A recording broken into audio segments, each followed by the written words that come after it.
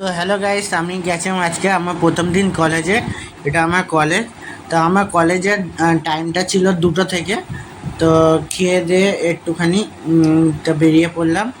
এই যে রাস্তা এটা, যাচ্ছিলাম তখন বকুলতলার দিক থেকে যাচ্ছিলাম। তা আমার কলেজ এর নাম শিবপুর দীনবন্ধু কলেজ।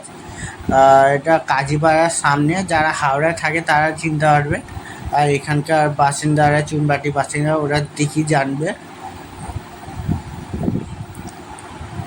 এটা আনছিলাম কলেজের মধ্যে।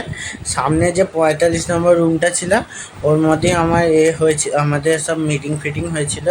স্যার ম্যামেরা এলো, কথাবার্তা বললাম, রোল নাম্বার টাম্বার হলো।